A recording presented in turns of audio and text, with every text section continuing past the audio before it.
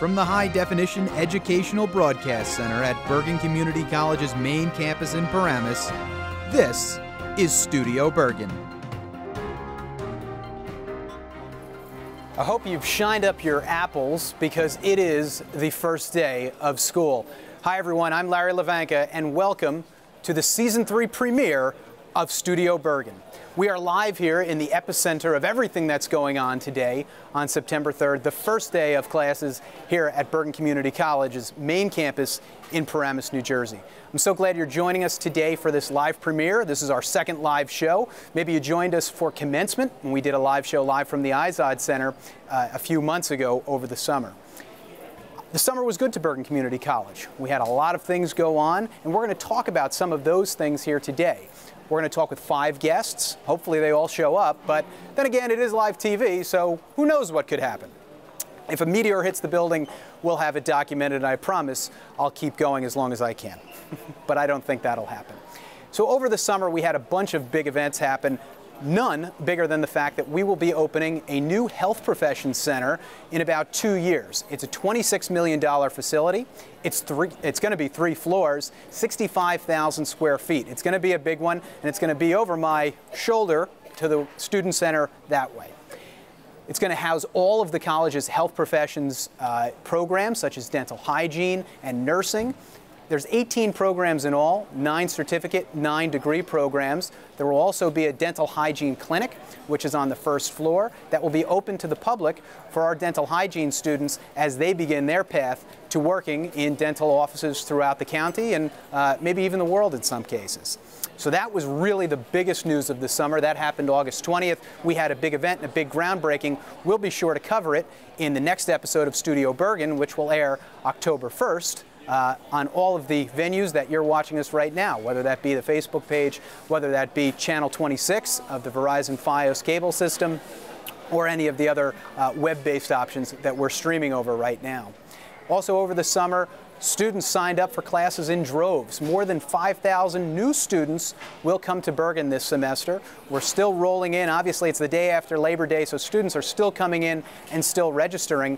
If you're a student out there right now and you're wondering if you can still take classes this semester, the answer is yes, and registration has actually been extended until September 11th. It was September 9th. It is now September 11th. So if you waited a little bit too long, had a little bit too much fun this summer, and had too much fun over Labor Day weekend, you still have a chance to come in and register for classes.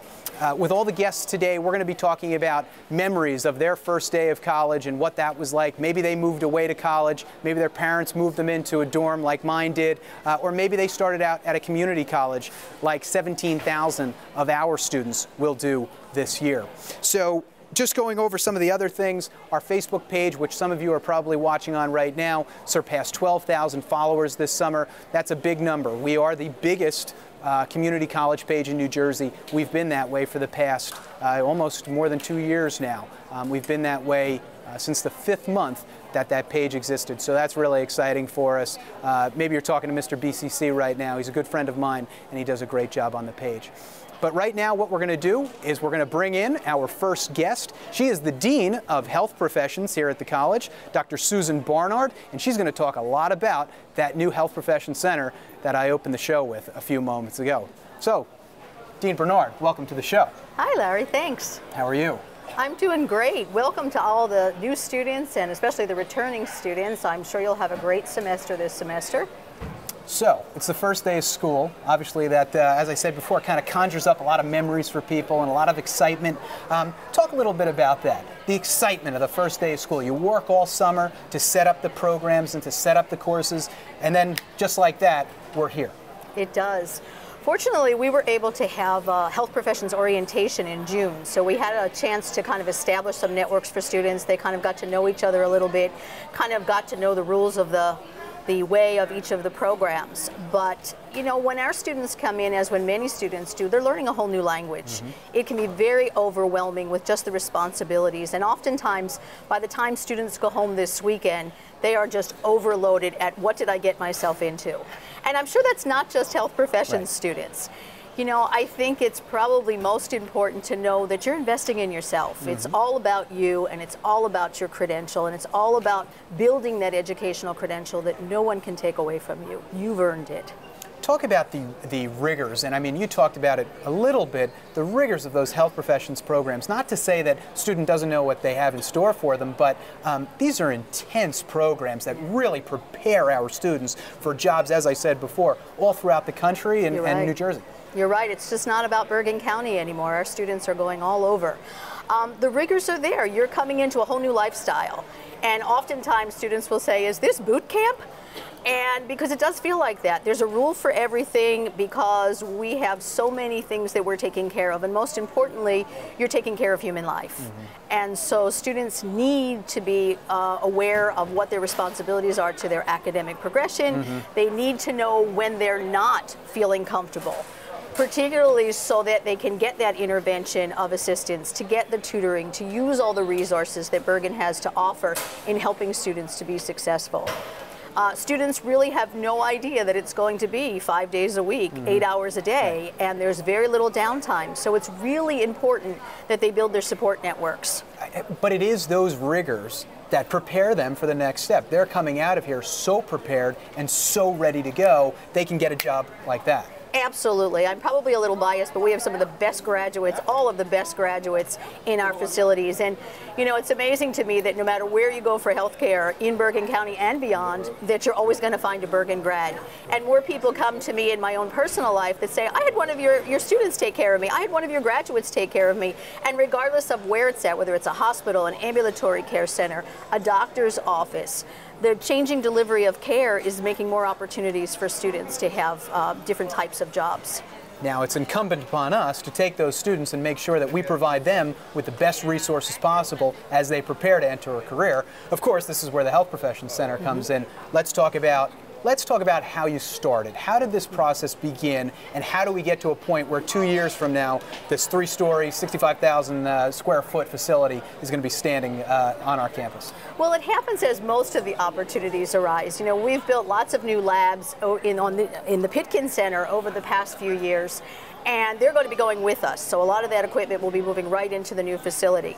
But Dr. Milon called and said, we have an opportunity for this GO bond, and we'd like to invest in a health profession center. Just to interject for a moment, the GO bond that she's talking about was actually voted on by people in the state of New Jersey. It was approved at about a 63% clip as part of a $750 million package where voters said yes to constructing all kinds of facilities, not just at Bergen, but at schools throughout the state of New Jersey. So Bergen's project as part of this is the Health Professions Center that we're talking about right now.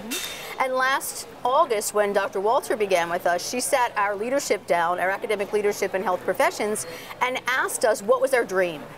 And for all of the leadership, and faculties, it was about having our own collaborative teaching center, where we can create an environment for students to learn together, where while you have your own specialty licenses and specialty certifications and credentials, in reality, when you take care of patients, it's a team.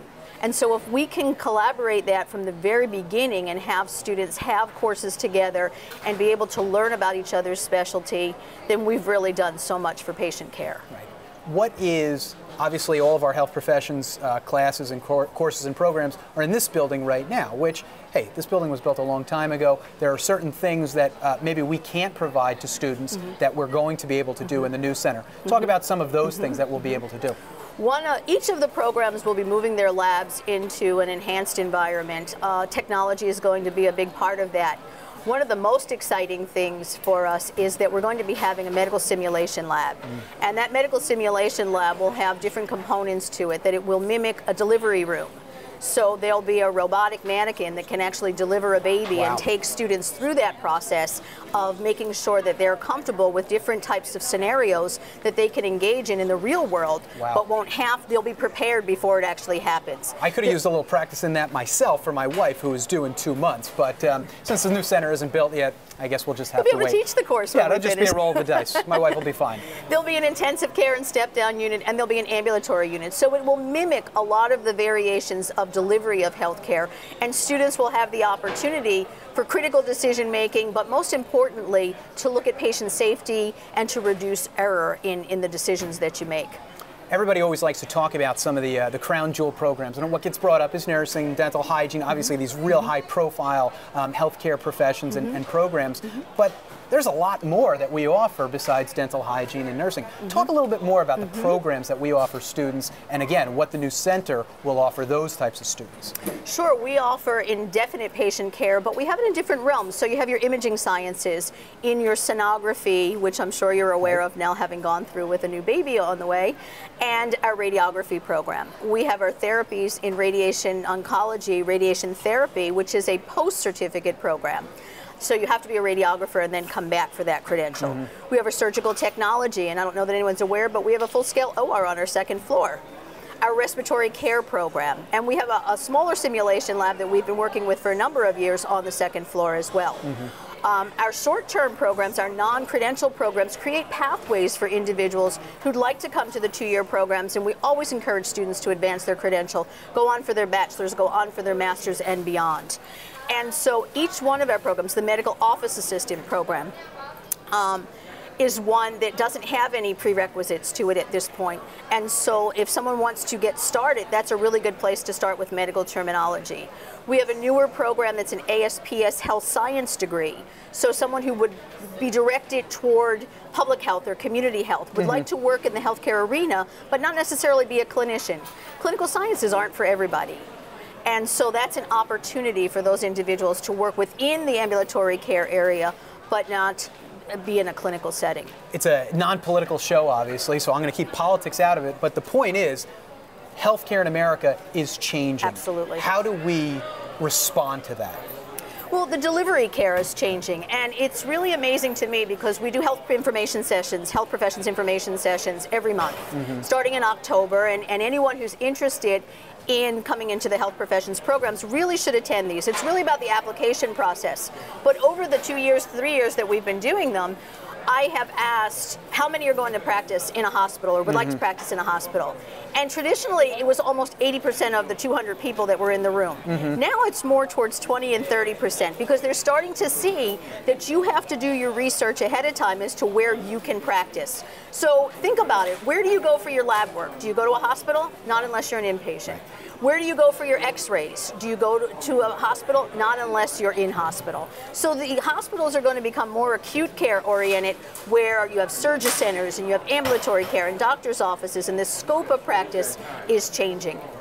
As the semester wears on here, we might have Dean Barnard back on the show, but we need to wrap up and go to our next guest.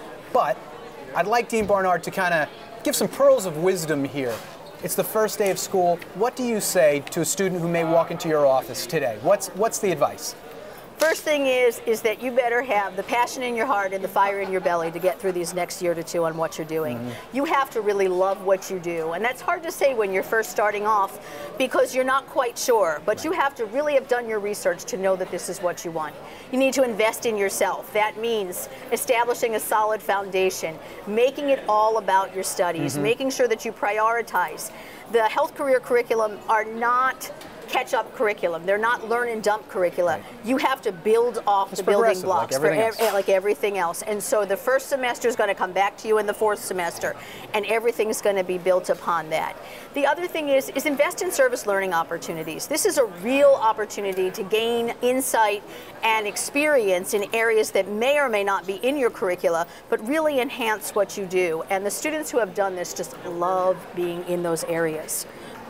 Build your support networks. So important that you have your support networks in place. That if you have children, that you know that there's care for them, because often your hours are long and there is no flexibility because of our clinical partners requiring us to be there when we need to be there. It kind of comes part and parcel with the career, though, doesn't it? So, absolutely.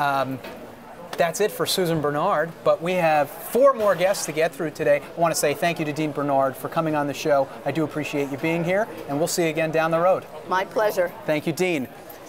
Just talking about healthcare in America and how things are changing, that's one of the things that Bergen really wants to kind of focus on, really try and make opportunities for students and try and get them into careers and get them into jobs, a sector that is really exploding. I believe the Bureau of Labor Statistics talks about healthcare as the most popular profession, or at least the one that is going to have the most growth over the next 10 years. So again, glad Dean Barnard was here. But again, it's time for our next guest. We're going to run through 5 of them today. This is number 2 on the slate, but number 1 in your hearts. He is the Dean of Student Life. He was on the live show that we did at commencement. He is Nestor Melendez. Welcome to the show, Nestor. Thanks for having me. Happy to be here. It's the first day of school. Yes. This is kind of, we're in the Student Center, and this is really your domain. When it comes to students here, I don't know if there is anybody at this college that is more in touch what's going on with students and kind of more of the conduit between what goes on between the college and the students. What's going through your head today? We are excited. It's the first day of classes. The campus is abuzz with energy. We've got students coming and going, registering, adding and dropping classes, trying to find their way around campus, trying to get involved. Our office recently has relocated, so they're finding out that we're not where we used to be. Mm-hmm. But it's you know, Bergen is popping. Things are happening, so we're rocking and rolling. As you can tell by the energy here in this building, I mean, you can see over our shoulders here, students are here, they're registering, they're eating, you know, as people tend to do. What are students coming to you with this morning? What are the questions? What are the concerns here on the first day of school? Where's Ender Hall? Mm-hmm. Which is all the way at the other end of campus, by the way. Why does it say TBA on my schedule? I don't know where the class is. How do I get involved in clubs? When is club day, which is Thursday and next Monday? And really just kind of trying to connect to the institution, trying to find out, are they going to the right places? Where's life happening? How do they access the resources that they need? And certainly my staff and I have been trying to do our hardest to point them in the right direction. Talking about events, and you know, of course, we've kind of taken over this spot of the Student Center here today, but there was a guitarist here earlier. Yes. That's always a signature kind of, a signature job of the Office of Student Life, to put together these speakers and put together events that are interesting to students. Maybe not guys that somebody that might be our age would be interested in, but somebody the students are interested in. How do you go about that process? We have agencies that we work with that bring certain acts to the college, and so we do our research and we find out who's highly interactive, who makes an effort to make a connection with the students. Certainly, are they bringing something that is relevant? So students will ask us, can you bring Snoop Dogg? Can you bring Dr. Snoop Dre? Lion now, by the way. Exactly. We're not gonna be able to do that. But can we bring artists that can speak to that type of music, that can perform it in a way that's gonna make you sit there and go, oh, I didn't expect that, but I like it, and I'm gonna hang out for the next hour or so and be a part of this experience. So we try to just find people that are contemporary, that can relate to the students, that make the connection, and that are happy to be here and perform. I mean, that's critical. How about integrating? Because although we're at the Paramus campus and we always think of ourselves as, again, I used the word epicenter before, yeah, most of the students come here, but we've got 2 other locations. Yeah. How do you integrate student life into what's going on at Bergen Community College at the Meadowlands and the Philip J. Ciarco Jr. Learning Center? Mostly what we've learned is we're bringing similar type of events. So the gentleman that performed here earlier today will also be performing at Lyndhurst and Hackensack as part of a tour that we do. We have faculty at the other campuses that are trying to engage the students and create clubs. So Lyndhurst right now is really rocking and rolling with at least 3 organizations where before they had none. Mm-hmm. And Hackensack, we are currently expanding to that campus. We haven't really formulated a true student club presence, but the Office of Student Life has been on that campus. We're making contact with those students. We're encouraging them to give us feedback. And based upon that information, we're going to develop whatever the plan needs to be. You mentioned over the summer, obviously, that your office has changed. What else were you guys working on this summer that was really kind of a new focus or a different focus or something that you were trying to bring to the 2013 school year? Well, I think the force behind the change was to put student life in with the clubs and organizations so that we can have a seamless connection with them. Before, we were down the hall, behind some doors and all that kind of stuff. Now it's I got a question, I can go right to the staff. They're at the front of the space. I can get the help I need putting the event together the way I want to. We're automating our processes so they can submit their forms online and set up those appointments so that we can meet with them. And then we're trying to create programs that Bergen hasn't seen before. So we're trying to scour for acts that will bring a different je ne sais quoi, if you will, to the campus that we think will keep them excited, will keep them engaged, and keep them coming back for more. Talk about your experience, your first day of college. I remember mine. It's a new place, it's a big place. You come there and, you know, you're 18, in a lot of cases, 17, 18 years old, and you're expected to kind of figure it out, figure out when to do things, and unfortunately some students didn't.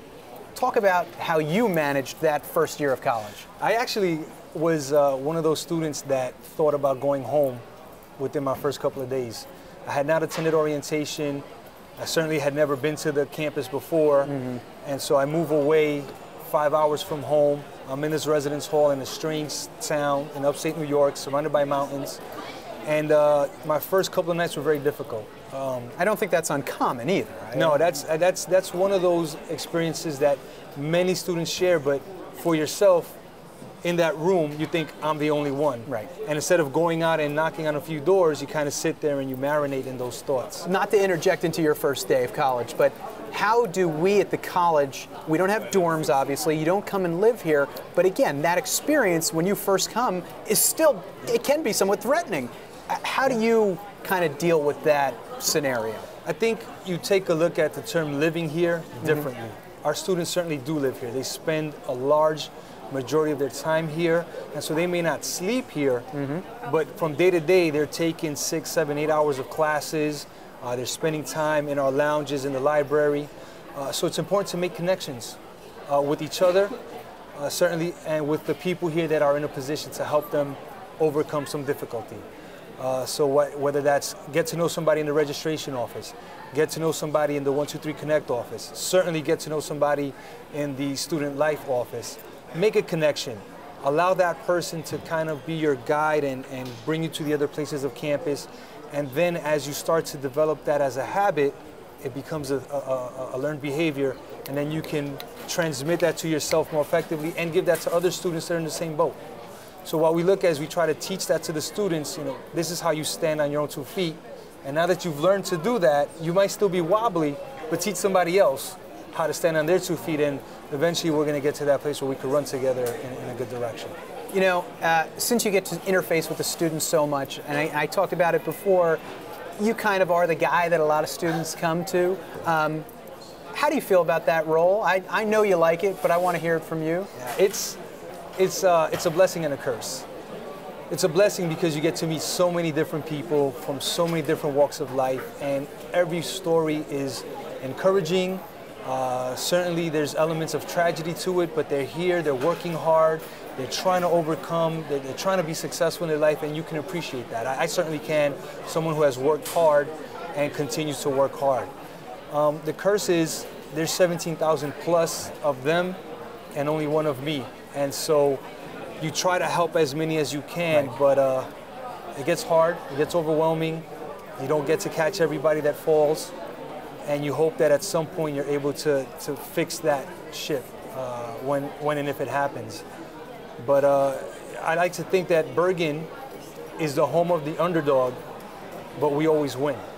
Doesn't matter what the odds are, we're gonna win. And so for me, to impart that to the students in a way that they understand it, that they accept it, that they take on that responsibility for themselves and for other people, you know, you go home at the end of the day feeling really good about that.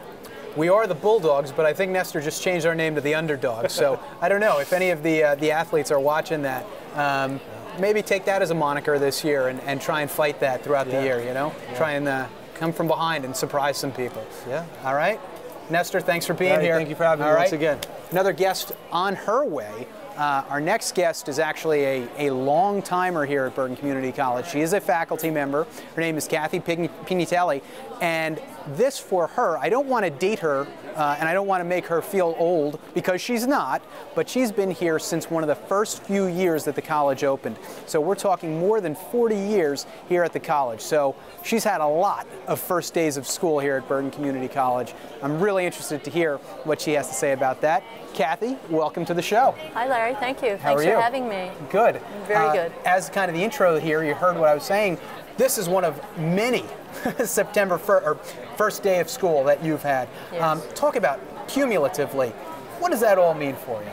Well, I've been thinking a lot about this, Larry. This is my 42nd 42 years. first day for 42 years, right? And why am I so excited still? And I am still excited. I have a daughter who's now teaching first grade. She called me and she said, "Ma, are you a little anxious? Do you ever get anxious?" I said, "Well, it's a different kind of anxious for me." But here's what I figured out. In 42 years, I love it still. I'm one of those people that really is blessed to do what they love in life. And here's why I love it. I love to see students learn, but not just learn something that can really benefit their life in a very positive way. And fortunately for me, I've seen a lot of that, not just in my own classes, but just across the board. So I still do love it. Is that why, was there a different reason when you were starting out? I mean, obviously back in the 1960s, maybe a little different, early 70s. Talk about that. Why did you come to Bergen Community College in the first place? I taught 1 year in a high school. My high school teacher actually called me in grad school and said, "What are you doing? I found out you're graduating." Still don't know how she found out where I was in Illinois. But I taught there 1 year and knew high school was not for me. I knew that I wanted to be in an environment that students came because they truly wanted to be here. And then 2 of my former professors worked here. So they called me and said there was an opening. But I came for the same reason that I went into teaching. You know, I wanted to see people learn and apply it to their life. Over those 42 years and all those Septembers, Bergen Community College has changed a lot. Talk about a few things that stick out in your mind. Number one, we'll talk about the physical campus and just how the student body has changed, and then we'll talk about maybe teaching, how teaching has evolved. Let's focus on the campus first. In your mind, obviously we have more buildings and things, but how has Bergen changed in those 42 years? I think the Bergen Community College student is very similar in all of the 42 years. As I see them in the class, they want this opportunity. This is their opportunity. And I think that even in the early beginning, we were kind of pigeonholed that people came here because they couldn't get in somewhere else. That's not true. I don't think that's ever been true. We have the best of the best. We do have a lot of students who maybe wouldn't be able to afford to go elsewhere. But what I've seen over the years is this tremendous diversity that we now have. We didn't have that quite as much in the early beginning. And of course our class sizes are much larger now. You know, we've grown. Besides the infrastructure, we have more faculty, even that is more diverse, and I think it's only made us better, quite frankly. We were working on a project this summer that actually talked about what programs we had when we first started out. We had 4. We had 4 academic programs, and of course now we have more than 140. So times do change. Let's talk about that end, the academic, the teaching side. How has the classroom changed in the last 42 years? I'll take it from a personal perspective. Had you told me when I first came here in 1972 that I would be teaching classes online, I would have said, "What is that?" We didn't even have computers on our desks. But my first year of teaching online happened to be 9/11. Wow. Taught a stress management class. And the beauty of that... A worthwhile class, yeah, obviously, exactly. around that time. But the diversity in that class, I had firemen, I had police officers, I had people from different countries. We have so many countries represented here. I think that has just elongated our opportunities for people that are raising families or the disabled, who maybe can't get to campus, people that are working. So that has really opened our curriculum. And I do also really appreciate online. They learn. I marvel, just goes to show you how they don't always need us so much, you know, other than to structure it and direct. but students really do learn in that setting. And it is different, you know. It is different. Some people say, oh, an online class. Well, what happens? You watch a video of the professor lecturing, and no, it can happen, but that's not really the model. How have you found to kind of find your style and your niche in those online classes? You know, I think you have to connect. Whether you're on campus or you're online, you have to let the students know that you're there for them. And you're there also to have them, obviously, you know, put themselves forward and learn. But what I always tell them is, they also need an experience of connecting to other students, not just to me. Because if anything has not changed for me, it's the fact that when I think back on my own college experience, you know, I still marvel at how those friendships are solid today. And I think that's really key, that when students come, they need to connect to other people, not just to faculty, not just to staff, yes, certainly to counselors and people that can give them information, but to each other. Right. And that's the richness of an online class. That's the richness of a discussion in any class, that you get to hear from other students and you learn from them. I always say that is the place of learning. I'm going to dovetail on your comment about how we have changed things, but I want to go back to something that you just said. The online class and the students and the diversity and everything that we have, that adds to a college experience immeasurably. Yes. Talk about how students have dealt with those changes over the years. I think that students have evolved in this. If I've heard anything from students, it has been that they appreciate the diversity here. You know, at first we were concerned, we didn't have a large student center, that perhaps we had cliques, people would gravitate to different groups. But I think this beautiful new student center and many of the activities that we do in terms of leadership and trainings have brought students together. I remember going to something that a student invited me to. It was stress management. Someone was doing it from the city, professor in one of the city universities, and as we sat around this square table, one of the students said, just so happened that it was a student that was from the Hindu faith, Muslim student sitting next, an Israeli student sitting next, and then just diversity, and said, wow, we are all the same. When it comes down to some very basic things, we all want the same thing. We want success, we want to succeed, we want to find our gifts. And I think that the diversity has brought people together. Is that what you wanted on your first day of college years ago? Or were you looking for something else? You know, my first day of college is so long ago. I wouldn't say that. It's a little hard for me to remember exactly. But here's what I do know about my college experience the first day. I went to a school where my sister was a junior because I wanted to have already a connection and some support in place. And so I was a little more comfortable. Even though I was in the dorm and away from home, I felt really at home because I had already visited my sister. I think the hardest part for a person that has never been on a college campus is to step into this very large setting. We have 17,000 students. It's very large. And then to find someone that they can talk to. And I think you're absolutely right. Is that the message? If there was one thing that you would say to a student in your class, or a student that's just sitting here in the student center, is that the advice that you would give them? I would definitely say that it's key to find resources on campus, and your fellow students sometimes are the best resource, especially a student that has already kind of been here for a semester or two and they know the workings of a college. Talk to them. Don't hesitate to ask questions. Don't hesitate to go anywhere to ask a question. I think one thing we're known for here at Bergen is that we are welcoming and we care. And I could say that right across the board, from students to staff to faculty to administrators. People really do care about student success here. And to me, that, the doors are open. You just have to be willing to walk in. I won't put you on the spot, but I hope you come back for a 43rd September next year in 2014. Well, I do have the Garrett Lee Smith Suicide Prevention Grant. We have lots of things planned this year, so I'll be back. So you're going to be back for number 43? Absolutely. All right. You heard it here first. Thank you, Kathy, for being on the show. Really appreciate you coming down. Have a great year yourself. Thank you very much. Thank you. You talk about somebody who's been here for 43 years. If we do this show for 43 years, I'd be pretty happy. I don't know what the medium would be then. Maybe you think about it. It's like, oh, I want to watch Studio Bergen, and then it just appears. I don't know. Who knows? But you think of just the advancements that somebody like Professor Pignatelli has seen in the last 42, 43 years.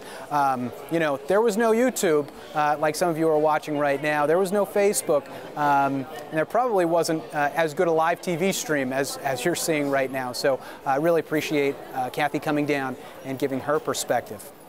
Speaking of perspective, we're going to talk to one of the top brass here at the college. His name is Dr. Ron Milon. He is the Vice President of Administrative Services. He's had a busy summer, lots going on, and he's going to have a lot to say. So welcome to the show. Thank you. Dr. Milon. Thank you, Larry. Thank you. It's good to be here. It's the first day of school. What's going through your mind today? I know you've been running around everywhere. You know, you're an administrator, but that doesn't stop you from trying to help the students here. Absolutely, because we're here for the student. Everything that we do is for the student. And on the first day, the thing that it reminds me of when I started school, my first day 30 years ago. Okay. What it was like when I first came on campus. I was staying in a dormitory, what it would be like, and I was terrified of the experience because I was like, what do I do? I'm no longer home, but it's an experience that everyone has to go through. That going through the first day and the butterflies and everything, but that's what makes the whole experience worthwhile. Are you seeing some of that terrified butterfly look today out of some of our students? They look pretty cool, most of them. They look pretty calm. I think most of them got it together compared to me 30 years ago, but yes. What are the things that they're saying to you when you're talking to them this morning? I think the one thing, they like to have people there to help them, to answer their questions. They don't mind the lines because they expect it the first day, but they're really thinking about, they need someone there to help them. And I feel very good being able to answer the questions, direct them, and they feel very good about that. Mentioned it at the top of the show, but students can still register for classes. Just because classes started today doesn't mean that, number one, they can't register for classes here. They can register for classes at the Meadowlands. We have a Flex Start. Absolutely. Talk about all those options that we offer students. One of the things about a community college is that we have options for students. Not all the classes start at the same time. We have online options. We have the Meadowlands options. We have the Flex Start. Meadowlands actually start on the 26th or 25th of September. So there's many options available. So if they feel that they can't get everything together for our start now, they can always come back and for the other starts available. And it's not just about that, because even if they miss the fall semester, which we hope that they do come into the fold. That is true. We offer a winter session. We have spring session. We have summer session. We really have year-round offerings. Absolutely. And one of the things that we, the executive team talked about is having multiple start dates to give students multiple opportunities. And that's how we look at it. We look at multiple opportunities, and they're taking advantage of it. What is a student who's coming here for the first time today? Maybe they want to register and they want to get into classes and they want to start this fall. What do you think is going through their head? I think the biggest thing that's going through their head is they're thinking, they have this perspective that it's like high school. And when they come here, they realize it's not. So they feel very overwhelmed. So I think my advice to them is when they come in is seek someone out. And all the VPs are walking around today providing assistance. Seek us out and let us help you. And I think if you do that, you'll be okay. We've obviously been doing things over the summer to try and support student service and trying to support students.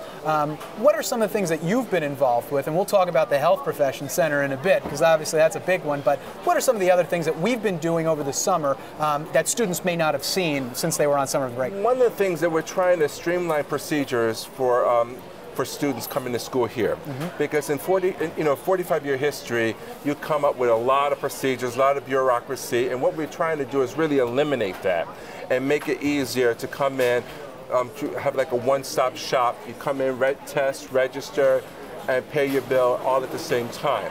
So we're trying to move all the services in one area to help assist the students. That's the one thing.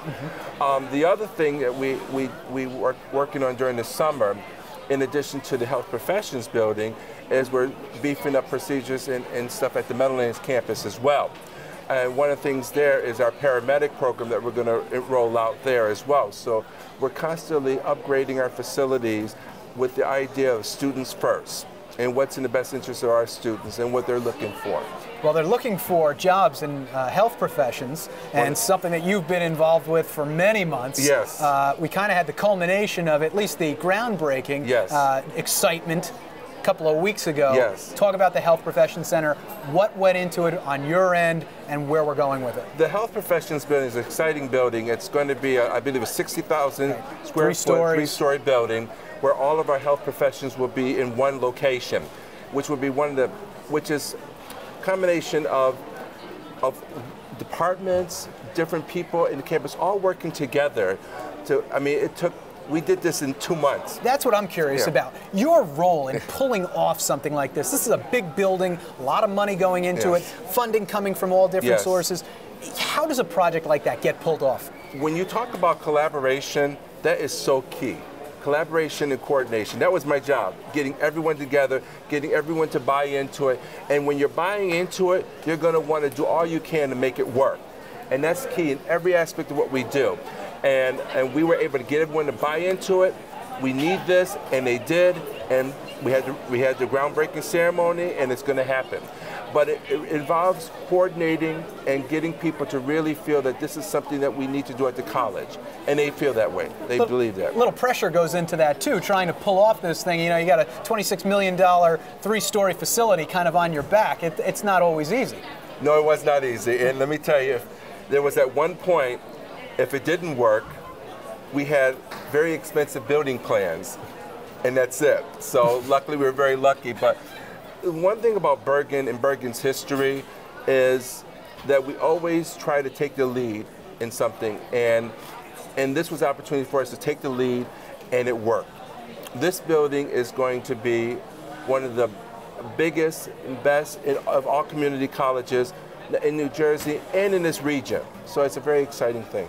Let's take it back for a moment. Let's go back in time. You talked about you in college 30 years ago. Oh, I knew you were going to do that. How do things change for a student 30 years ago to today? 30 years ago is not that long, but the things that have changed over those 30 years are significant. I am so glad you said that. Thank you very much. I think the biggest thing is technology. Right. Obviously, cell phones, iPads, computers, we didn't have that. I was still typing a typewriter 30 years ago. But the one thing that still holds true is commitment, is educators' commitment to the student. Those people that were influential in my life, I see the same thing here at Bergen and being influential on the student's life. So that thing is still the same. But I mean, in terms of technology, it's totally different. But I think the issues and the concerns that the students had 30 years ago, they still have now. Am I doing the right thing? What is it going to be like to be on my own? What is it going to be like to take 12 credits, 12 or more credits? How, it's a lot of responsibility, a lot of things on you, and those things are still the same. So you've offered some advice to students, but now I really want you to kind of focus on one thing. If there's one thing that a student can do here on the first day of school to kind of center themselves for the fall semester and beyond, what is that one thing that they should do? Get a copy of your syllabus for your class and know what you have to do, okay? The syllabus is the key, it's a contract between you and the instructor. A lot of people overlook that. So key. He's absolutely right. It's got the email address, it's got the phone number, it's got the dates that assignments are due. Exactly. He makes a great point. I followed those syllabi to a T. Exactly. Because you know what? If you follow it to a T, the professor can't fault you, right? Absolutely. Anything else you want to add here before we sign off and go to the next guest? Our fifth and final guest. We're running through them like crazy. It's almost 3 o'clock. I am very excited about the new semester. I think this is a new era for Bergen with a new building.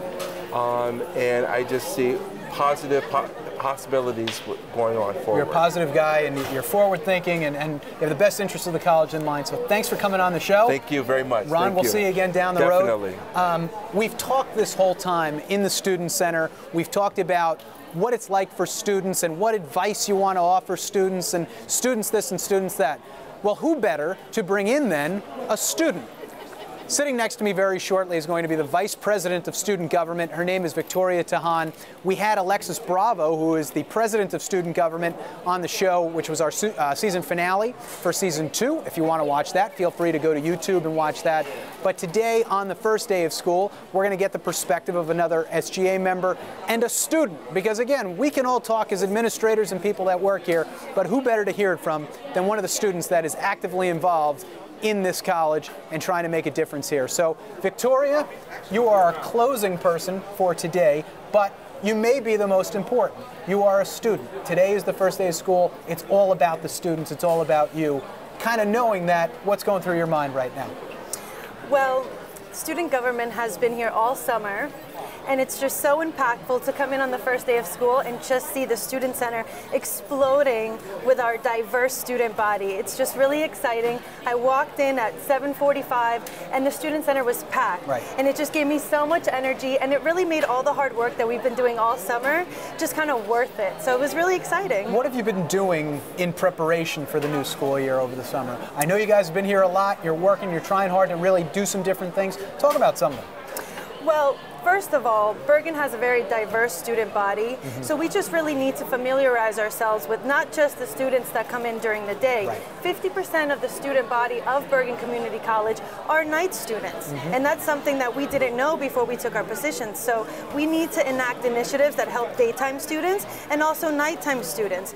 Some of our students, unfortunately, have gone through some hardships, homelessness, not being able to have 3 meals a day, and Bergen is one of the best. I'm sure so many people have said this before. Bergen is one of the best community colleges in the state, and with a budget of almost $150 million, there is no reason that a Bergen student should go without a meal for even one day. So And people don't think of it because in an affluent county like Bergen County, there is still poverty. There are people that are struggling. There are people that have lost their jobs. What is the SGA trying to do in concert with the college to try and alleviate some of those concerns?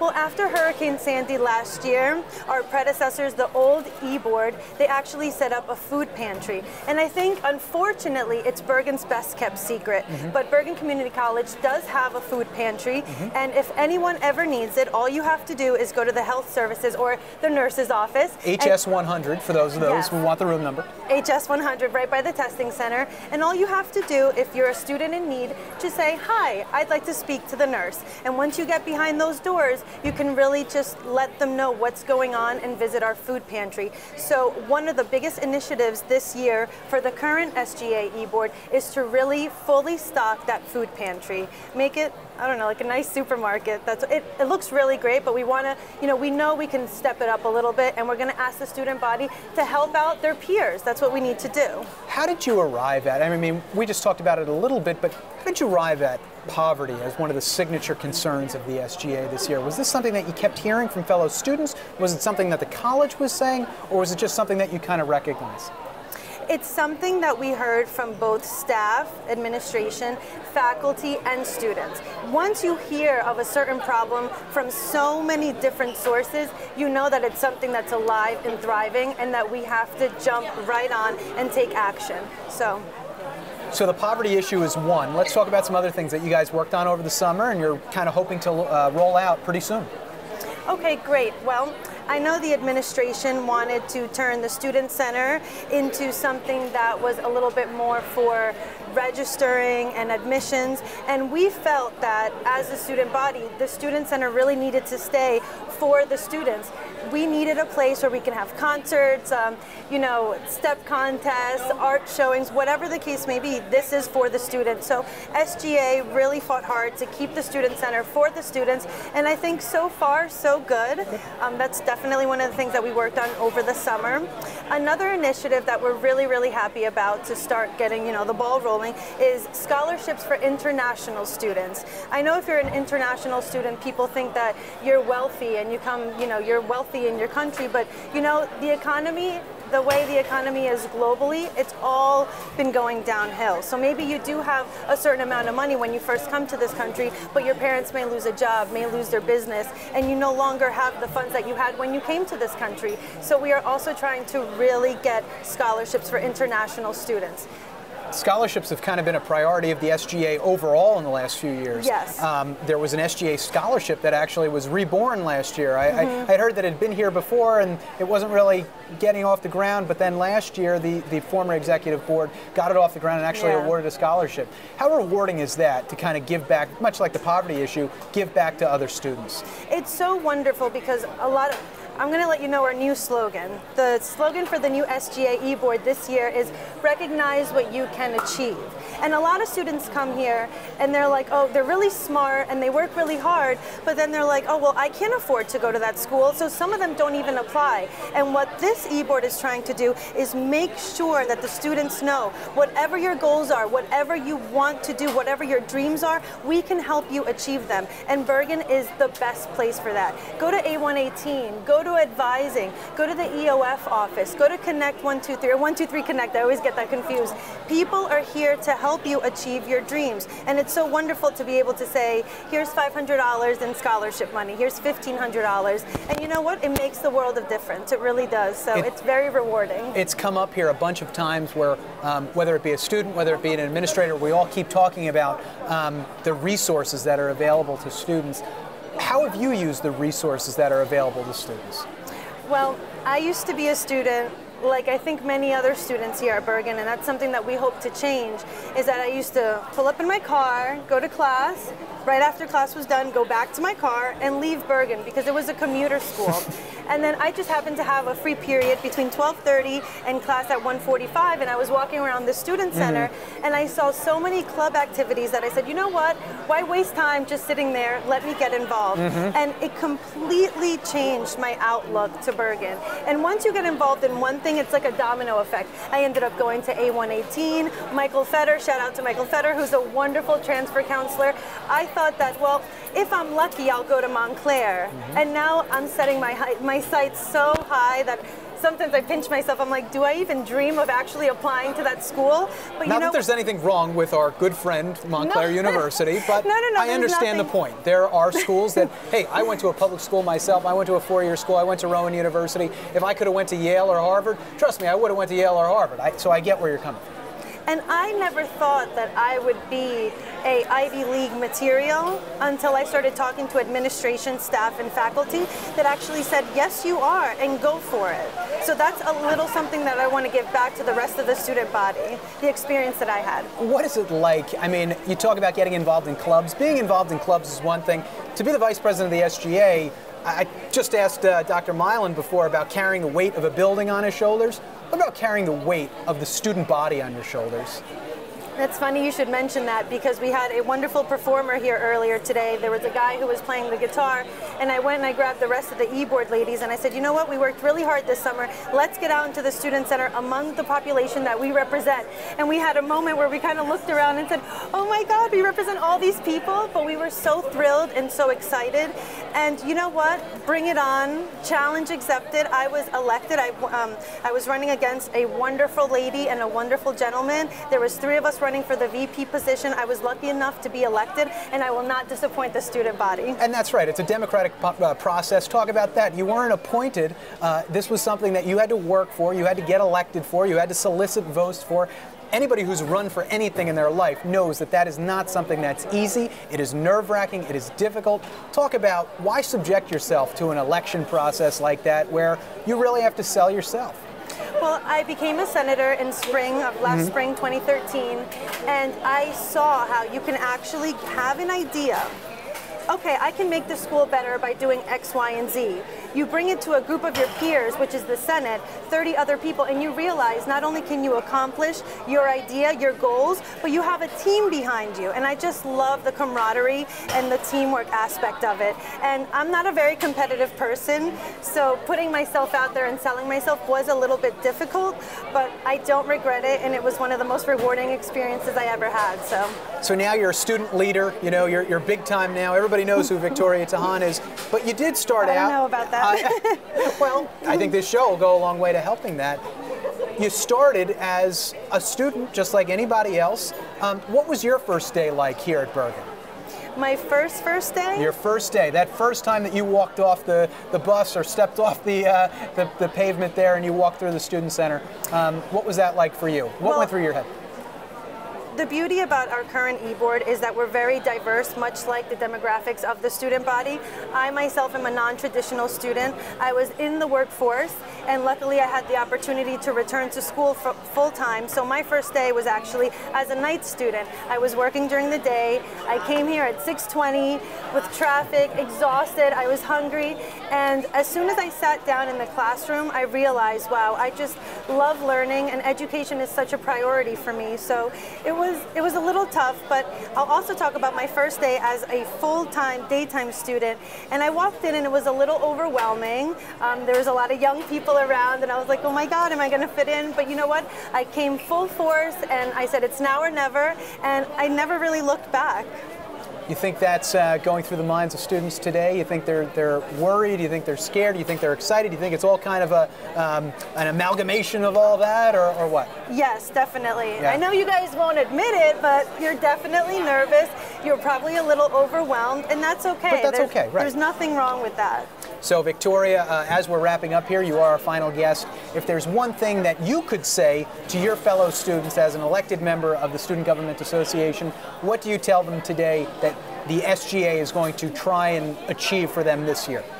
Well, the one thing that, well, I'm going to say a couple of things, not the one thing. But okay, we can do more than one. Get informed and get involved. You pay a lot of money to come to this school, and you should know where that money is going for good reasons, and you should really say, you know what, let's work on the food pantry, let's give scholarships to other students. Get involved. It'll really make you grateful for what you have and happy to come to this school every day. And I have to plug our slogan again, which is recognize what you can achieve, because Bergen can help you recognize your dreams. And I have no doubt the SGA is going to take that slogan to heart, and they're going to work very hard to try and achieve great things for the Bergen Community College student body of 2013-14. Victoria, thank you for coming on the show. Thank you so much. We will be in touch. Hopefully we don't get another Hurricane Sandy, because I'll tell you, last year I was very involved with the SGA when Hurricane Sandy hit, and that was quite a process for anybody that remembers it. So hopefully you don't have to deal with anything like that, not. and you'll be able to do a lot of fun stuff and a lot of good stuff for the students. So thanks so again, much. Victoria. Thank you. And believe it or not, we have gone through almost an hour of guests, 5 different guests here on the premiere of Studio Bergen for season 3. We've done 2 seasons of these. You can watch those on YouTube to kind of get an idea of what this show is all about. It's a half-hour news magazine. We do it every month during the school year. We interview guests. We cover it just like the evening news would. We cover events that are going on at the college, speakers that are going on at the college, and news that's coming out of the state's largest community college. Again, my name is Larry Levanka. This has been a lot of fun here in, I'm going to say it one more time, the epicenter of everything that is going on today at Bergen Community College. If you haven't registered yet, you still have a chance. You can still do that until September 11th for classes at the main campus. Watch us again next month. The new episode of Studio Bergen, episode 2 for this year, will air. Again, thank you very much for watching. Take care.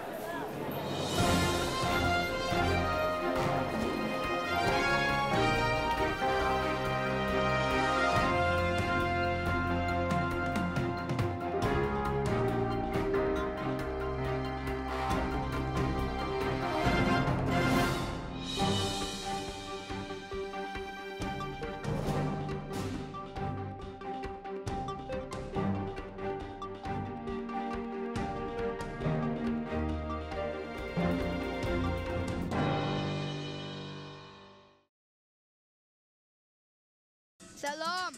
Jam. Shanti. We all want the same thing. Peace. And Rotary clubs are making it happen through international scholarships to promote peace around the world. Rotary. Humanity in motion. You were the last to be born in a family of 7 brothers. That's why you had to sleep on the 7th bunk bed and you developed vertigo. And that's why you couldn't become a pilot and you had to study engineering. You patented 367 inventions, but only 3 made it to market. The Clap Clap Candle, the Lazy Runners, and the Frit and Go. That's why you don't have an apartment on the 16th floor, and you have it on the 5th. But that's where you met Carmen. After 237 dates, you finally proposed. With her, you had 3 children. The 4th ended up being a dog. It's not the same, but he adores you. Numbers change your life. That's why you should take control of your credit score by keeping your credit card balances low. For more tips, visit numberschangeyourlife.org.